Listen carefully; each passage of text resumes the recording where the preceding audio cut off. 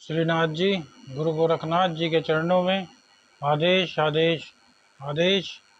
माँ महाकाली के चरणों में आदेश आदेश आदेश। भैरव बाबा के चरणों में आदेश आदेश आदेश। भगवान दत्तात्रेय के चरणों में आदेश आदेश आदेश।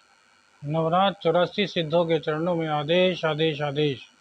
गुरु गोरखनाथ जी आप सभी का कल्याण करें और देव पितरों की कृपा आप पर सदैव बनी रहे।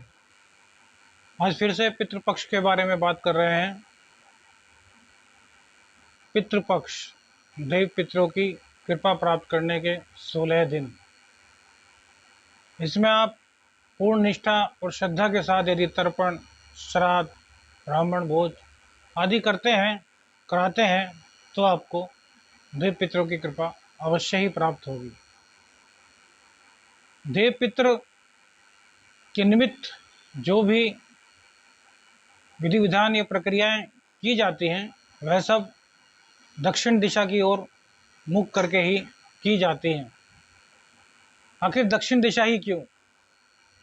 दक्षिण दिशा को बहुत से लोग बुरा भी मानते हैं, लेकिन उत्तर और दक्षिण दो दिशाएं ऐसी हैं जो कि अपने आप में बहुत ही अचंभित करने वाली दिशाएं हैं।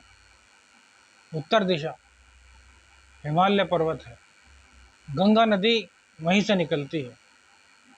बहुत पवित्र माना जाता है उत्तर दिशा को। उत्तर और पूर्व दिशा के कोने में ईशान कोण होता है, जहाँ पूजा का स्थान बनाया जाता है। दक्षिण दिशा में ऐसी शक्ति होती है कि यदि उसकी तरफ पैर करके लेटा जाए तो आपकी एनर्जी उस ओर ट्रांसफ़र होने लगती है। सूर्य भगवान के पुत्र यमदेव, जो यमलोक के स्वामी हैं, उनकी दिशा भी दक्षिण ही बताई गई है। दक्षिण दिशा जब मृत्यु हो जाती है व्यक्ति की, तो उसके पैर दक्षिण दिशा में इसलिए किए जाते हैं, यदि कोई भी थोड़ी बहुत एनर्जी रह गई हो तो वह दक्षिण दिशा की ओर चली जाए।